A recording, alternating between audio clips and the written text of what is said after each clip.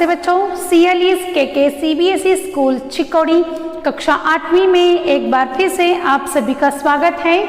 आज हम पढ़ने जा रहे हैं कामतानाथ रचित लाख की चूड़ियाँ इस पाठ का दूसरा भाग। तो बच्चों, पहले भाग में हमने क्या देखा था? जो बदलू है वो एक मणिहार है जो लाख की चूड़ियाँ बनाता है। अब लाख की चूड़ियाँ, लाख यानी कि क्या? जो रेशम के कीड़े रहते हैं बच्चों, जिसे रेशम मिलता है यानी कि हमें सिल्क मिलता है, उसी प्रकार लाख भी एक कीड़े से बनता है। लाख भी क्या? एक कीड़े से बनता है। ठीक है बच्चों, और इस लाख का उपयोग जेवर बनाने के लिए, चूड़ियाँ बनाने के लिए और पोस्ट ऑफिस में सील करवाने के लिए किया जाता है। पुराने ज़माने में यानी कि अब से 10 साल पीछे लाख को पोस्ट ऑफिस में सील करवाने के लिए उपयोग किया जाता था।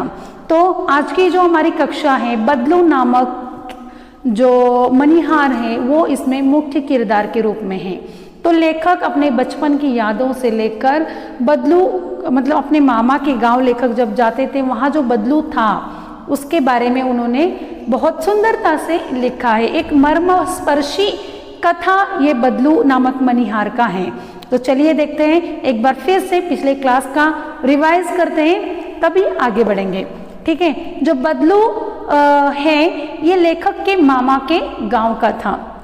जो बदलू है वो लेखक के मामा के गांव का था। बदलू को अपने लेखक को अपने मामा के गांव जाना बहुत अच्छा लगता था। बड़े चाव से उनके मामा के वो गांव जाते थे, क्योंकि जो वहाँ पर बदलू नामक मणिहार था वो लेखक को रंग बिरंगी बहुत सारी गोलियाँ वो बनाकर देता था। इसीलिए लेखक को वहाँ जाना बहुत अच्छा लगता था, क्योंकि रंग बिरंगी गोलियाँ बोले तो किसी भी बच्चे का जो मन है वो मोह लिया जाता है। वैसे तो मेरे मामा के गांव का होने के कारण मैं बदलू को बदलू मामा कहना चाहिए। लेखक क्या कह रहे हैं यहाँ पर? बदलू को मुझे मामा कहकर पुकारना चाहिए था, लेकिन मैं क्या करता था? गांव के सारे बच्चे जो हैं बदलू को बदलू काका कहकर बुलाते थे। इसीलिए लेखक भी बदलू को बदलू काका कहकर ही पुकारने लगे। वो कहते हैं कि बदलू का जो मकान है कुछ ऊंचाई पर बना हुआ था। बदलू का जो मकान है कुछ ऊंचाई पर बना हुआ था। उसके आंगन में यानी कि मकान के सामने एक बड़ा सा सहन यानी कि आंगन, मकान के सामने बड़ा सा आंगन था। वहां पर एक नीम का पेड़ था और नीम के पेड़ के नीचे बैठकर बदलू क्या करता था? चूड़ियाँ बनाने का काम करता था। लकड़ी के एक चौखट पर लाख को ठंडा करता, फिर उसको सलाख की तरफ पिघलाकर छोटी छोटी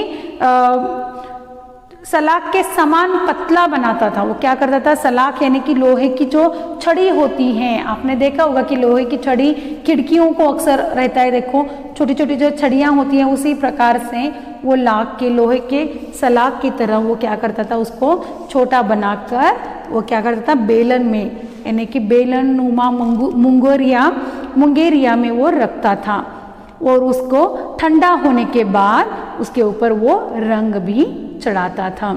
बदलू यह कार्य सदा ही एक मचिए पर बैठकर करता था। मचिया यानी कि बैठने की जो जगह होती है, कॉट होता है, वो कॉट जो उसके ऊपर ही बैठकर वो बनाता था, जो बहुत ही पुरानी थी। बगल में ही उसका हुक्का रहता था, जिससे वो बीच बीच में पीता। सिगारेट जैसे एक पदार्थ होता है हुक्का, जो काम करते वक्त बदलू पीता था बीच बीच में। गांव में मेरा दोपहर का समय अधिकतर बदलू के पास ही बीतता। वह मुझे लल्ला कर कहा करता और मुझे पहुंचते ही मेरे लिए तुरंत एक मचिया मंगा देता था। बदलू जो है मचिए पर बैठकर ही अपना काम करता था। समझ में आ रहा है? बदलू जो है वो मचिया यानी कि कॉट पर बैठकर ही अपना काम करता था, साथ ही साथ जो हुक्का था उसे भी मिडल में वो पीता था। लेखक का जो दोपहर का मध्याह्न का जो समय था वो बदलू के साथ बीतता था, और लेखक को जो बदलू है वो क्या कहकर पुकारता था? लल्ला कहकर पुकारता था, यानी कि बेटा कहकर पुकारता था। और लल्ला के जाने के यानी कि लेखक के जाने के बाद वो लेखक को भी एक छोटी सी मचिया लाकर देता था बैठने के लिए। वो घंटों मेरे साथ बातें करता था।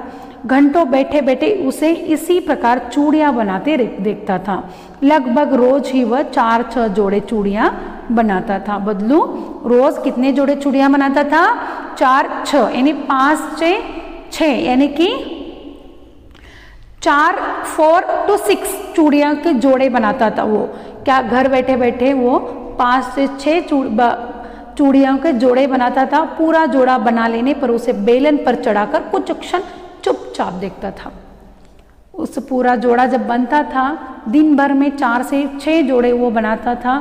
साथ ही साथ बनने के बाद उसको एक टक देखता था, जैसे उसे लगता था कि ये नववधू की कलाई है, नववधू का हाथ है।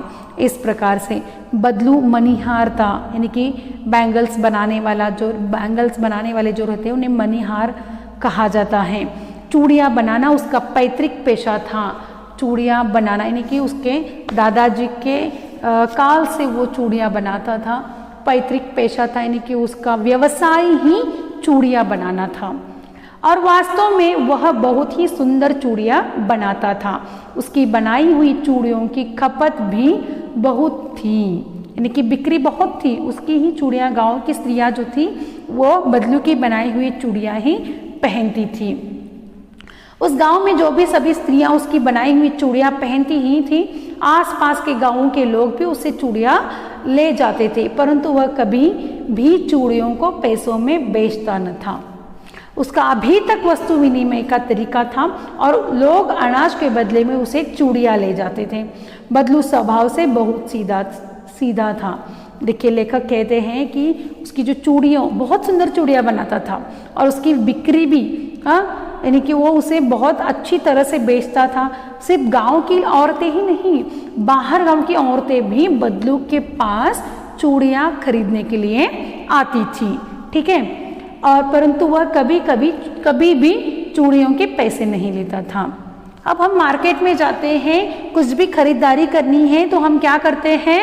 पैसे देकर सामान लेते हैं, है ना। लेकिन ये जो बदलू है वो ऐसा नहीं करता था। वो क्या करता था? वस्तु विनिमय, यानी कि अनाज के बदले में चूड़ियाँ बेचता था वो। चूड़ियों के बदले में क्या लेता था? अनाज लेता था, यानी कि खाने का जो चावल हो, गेहूं हो, इस प्रकार का जो ज्वार हो, इस प्रकार का जो अनाज रहता है वो चूड़ियों के बदले में लेता था। और वो आज भी उसका वही तरीका था। बदलू स्वभाव से बहुत सीधा था। मैंने कभी भी उसे किसी से झगड़ते नहीं देखा। हाँ, शादी विवाह के अवसर पर वह अवश्य जिद पकड़ जाता था। जो बदलू है, लेखक कहते कि जो बदलू है वो बहुत सीधा साधा था, कभी भी किसी के साथ कभी भी झगड़ा नहीं करता था। लेकिन शादी के टाइम में तो वो अड़े रहता था, क्योंकि शादी का जोड़ा होता है वो बहुत ही महत्वपूर्ण वाला होता है। उसका महत्व कुछ अलग ही रहता है, इसीलिए उस बात पर वो अड़े रहता था। इसके ऊपर लेखक एक कहानी बता रहे। देखो, आखिर सुहाग के जोड़े का महत्व अलग ही होता है। मुझे याद है मेरे मामा के यहाँ किसी लड़की के विवाह पर जरा सी किसी बात पर बिगड़ गया था और फिर उसको मनाने में लोहे लगे थे। देखिए, लेखक कहते हैं कि उसके मामा के यहाँ पर एक किसी लड़की की शादी थी और वो जरा सी बात पर उसकी बात नहीं बन पाई, क्योंकि वो सुहाग का जोड़ा, वो बहुत सारा सामान लेता था, अनाज लेता था, अपनी घरवाली के लिए साड़ी लेता था, बहुत सारे सामान लेता था, उसके ऊपर पैसा भी वो लेता था। और उस मामा के साथ थोड़ा अनबन हुई या उसके साथ नहीं जमा तो वो क्या किया उसने, मतलब बिगड़ गया। फिर उसके बाद वहाँ के जो लोग हैं, क्योंकि सुहाग का जो जोड़ा है वो उसका महत्व कुछ अलग होता है, तो बदलू उसे देने में इनकार कर रहा था, दे नहीं रहा था। तो इसके लिए जो लेखक के मामा है उसको मनाने में उनको बहुत सारा प्रयत्न करना पड़ा था, प्रयास करना पड़ा था।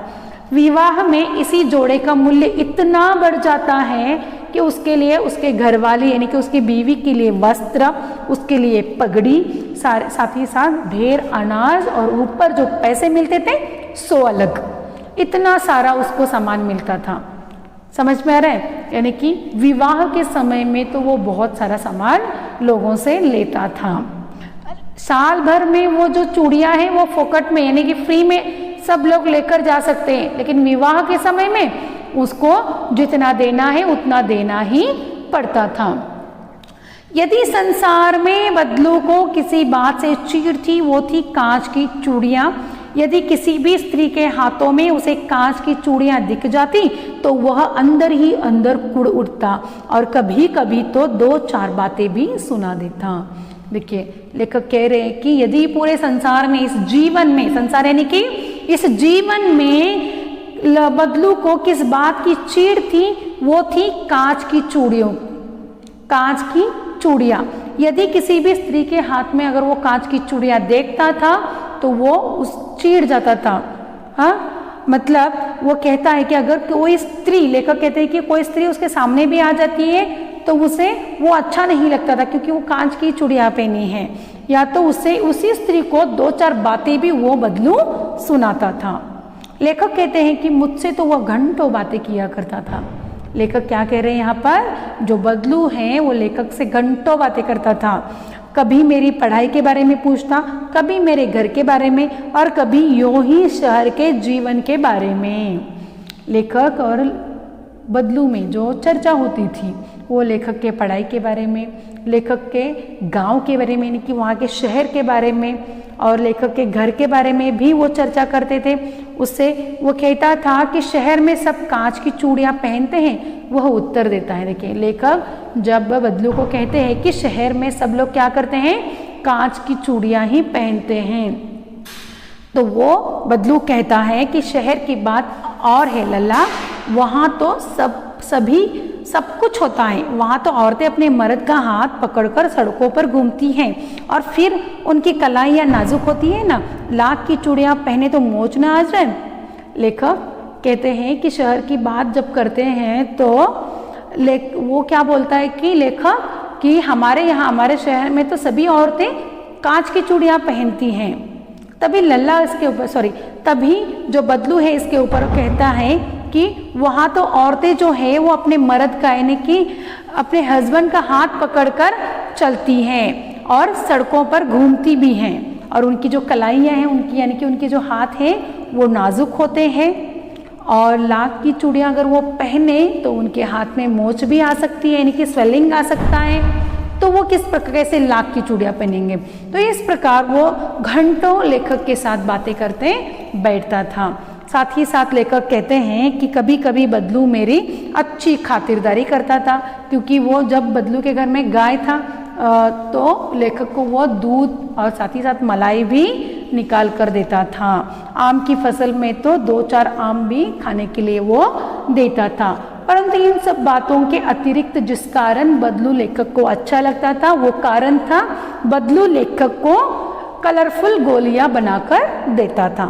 ठीक है बच्चों, समझ में आ रहा है ना बदलू का स्वभाव कैसा था, शादी में वो किस प्रकार से अकड़ जाता था, और सालों भर में आप अगर उसके पास फुकट में भी, यानी कि फ्री में भी बैंगल्स लेकर जाते हो तो वो कुछ नहीं बोलता था, लेकिन शादी के टाइम में उसे क्या चाहिए, उसको अच्छा खासा उसका हिसाब चाहिए होता है, यानी कि ढेरों अनाज चाहिए उसको। साथ ही साथ अपने घरवाली के लिए या खुद के लिए पगड़ी, वस्त्र, उसके साथ अलग सा पैसा मिलता वो अलग। और लेखक कहते हैं कि उसको चीड़ थी वो कांच की चूड़ियों से। गांव में कोई भी स्त्री उसे कांच की चूड़ी पहनी हुई दिखती है तो वो उनके ऊपर चिढ़ जाता, या तो 2-4 बातें ही वहीं पर उनको सुनाता था। ठीक है बच्चों, तो आज की इस कक्षा में हम इतना ही पढ़ेंगे बच्चों।